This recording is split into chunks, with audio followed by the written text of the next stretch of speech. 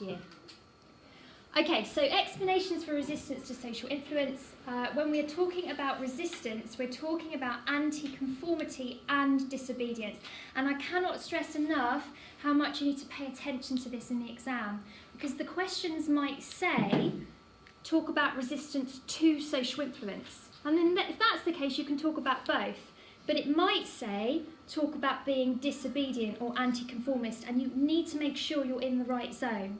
Yeah, if it states disobedience, you talk about disobedience, and if it's non-conformity, you talk about non-conformity.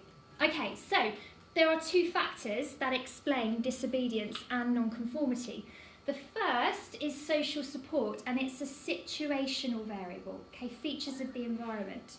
And it's defined as the perception of assistance and solidarity from others. Just be confident throwing that in, and that's all you need to say about what social support actually is in terms of defining it.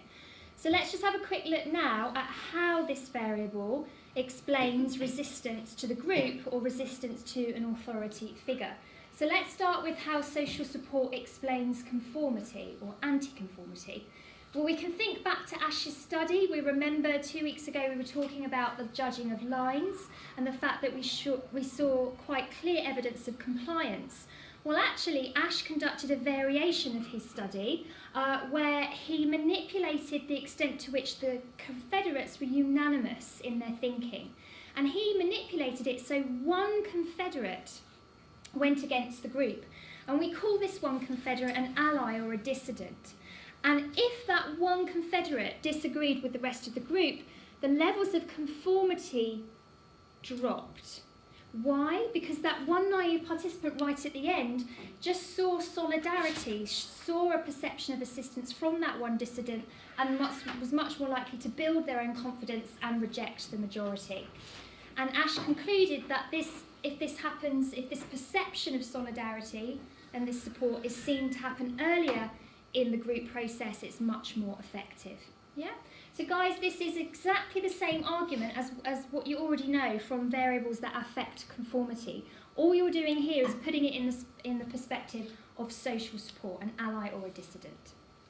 Good. How does social support and obedience interact? Well, we look back to Milgram's study, which we talked about last week. And Milgram did a variation of his obedience study, and this time he put 2 further Confederates in with the naive participant. So if we recall, the situation is you've got naive participants sitting in front of the shock machine and following orders. Bring 2 other Confederates into that room, sitting either side of that naive participant.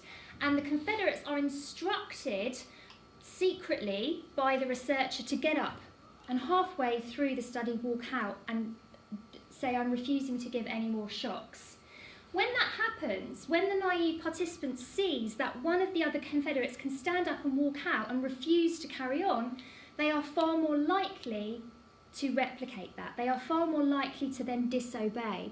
And in fact, we see a dramatic decrease. In the original study, it was around 62% of naive participants that went up to the maximum voltage. When you have one other Confederate that gets up and walks out, it drops to only 10%. So here we see a perfect example, whereas when you can see that there's assistance, social support from someone else, you are far more likely to then disobey an authority figure.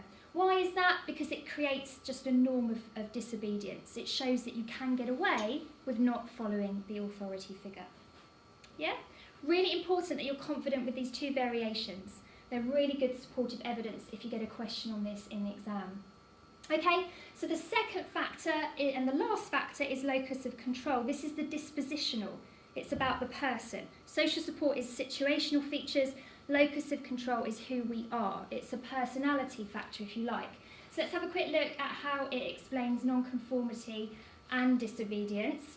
Let's just make sure we know what it is and we can remember what it is. Really simple definition, you just need to learn it. The extent to which individuals believe they are in control of their own life. And we have internal and external forms. If you are high external, you place control on someone else or on something else. If you have high internal locus of control, you consider the responsibility to lie with you. So for example, if we do badly in an exam, high external lock will explain that poor performance by saying the questions were just too hard. displacing that onus, that responsibility, whereas those who are high in internal locus of control will say, put that blame internally and say, well, actually, I probably didn't revise hard enough. Yeah? Make sure you're clear on those definitions. You might be asked to recognise in a scenario whether a person has high external or high internal locus of control. Okay, so how does it explain conformity? You just need to know a little bit of evidence. There's quite a lot of content up here, but you can play with it. So essentially the take-home message is that someone who is highly externally locked, has an external locus of control, is much more likely to conform. In other words, who are the most likely to be resistant? Those with an internal locus of control. And that's fundamentally the distinction you need to be confident making. Why is it that someone with an internal locus of control is much more likely to resist? Well, because they are much more likely to base their decisions on their own thoughts, their own belief. They don't need social approval from the group, so they don't have a stronger need to conform and go along and comply with the group. They're much more happy to say, no, I don't need to conform, I'm going to be guided by my own beliefs. So this kind of evidence that's been found consistently by Spector and colleagues supports the idea that locus of control is a really good explanation for resisting the group. We can generalise it well to understanding resistance in real-life conformity situations.